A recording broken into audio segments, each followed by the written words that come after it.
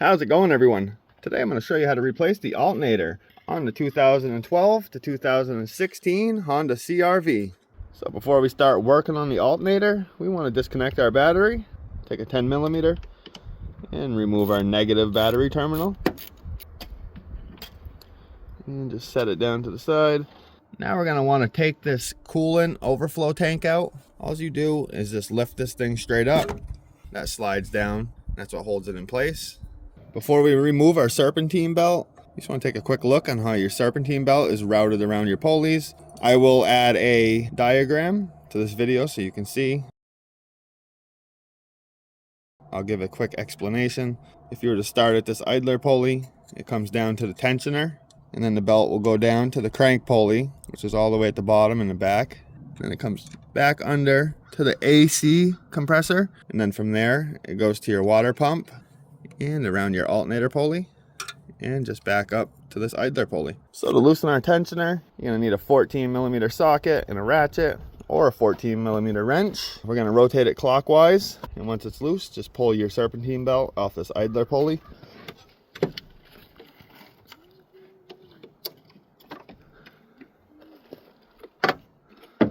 You don't need to remove the serpentine belt off all the other pulleys, so if you can avoid doing that, it'll save you some time putting the serpentine belt back in place. Now we can disconnect the connector here. There's a little tab. You just push down and pull the connector straight up.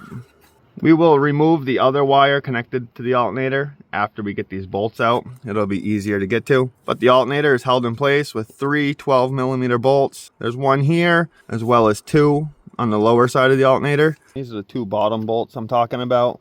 I always like to start with the two lower bolts and save the top one for last, since it's the easiest to get to.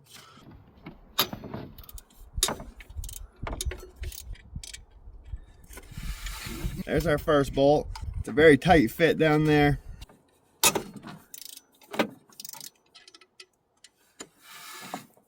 And there's bolt number two. And before you pull this bolt all the way out, just make sure you have a hand on your alternator or it will fall. And that's the long one that goes up top. Pull back this rubber cover. And now you'll have access to a 10mm nut.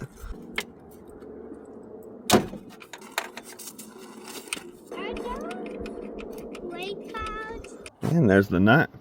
Now you can pull the power wire off. To get the alternator out, you need to remove this bracket where your coolant overflow tank attaches to. It's just two 10mm bolts.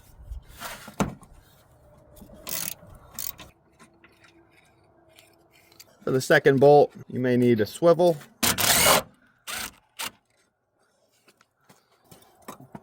And now you need to remove the idler pulley. You're going to need a 12mm to take these two bolts out.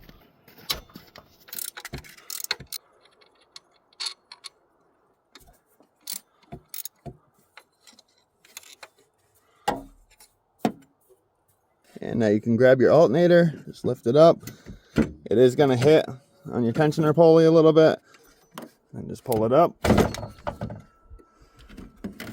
you'll grab your new alternator. I'm just reinstalling the old one because I'm making this for educational purposes only. You're going to bring it down, just like how we pulled it out. And you get it tipped up so we can connect the power wire. And reinstall the 10mm nut. And just snug that 10mm nut up.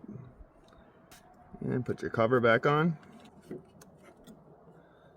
Now you can grab your long top bolt. Get your alternator lined up. And start threading this top bolt in. We'll just get it started. And we will start the bottom two bolts. And then we will tighten everything down. Now that we have all three bolts in, we can snug these up and then we'll torque them down to spec. So our three alternator bolts can get torqued to 33 foot-pounds.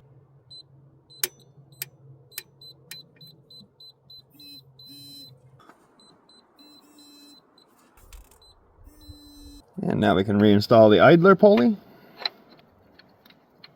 Once again, get both bolts started before you tighten either one up. And these 2 bolts get torqued to 9 foot-pounds.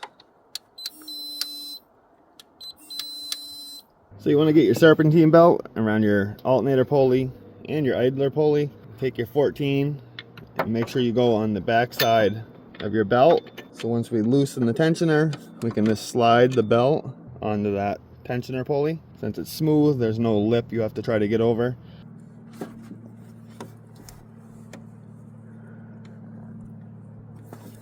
And then release it.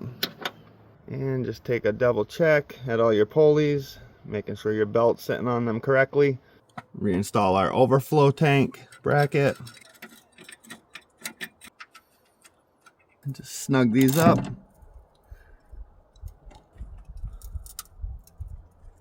And now you can reinstall the overflow tank. And plug that brown connector back in to the alternator. And when you push it down, you should hear it lock into place.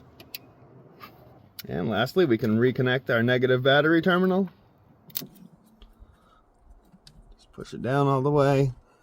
Take your 10mm and just snug this up. You don't need to over tighten it. Make sure your terminal doesn't move. And now just start your vehicle. Make sure everything's good. Make sure your charging system's working correctly. And that finishes this video up on how to replace your alternator. If this video helped you out, if you could give it a like. If you have any questions, leave a comment. And if you're not subscribed to my channel, make sure you hit that subscribe button for future content.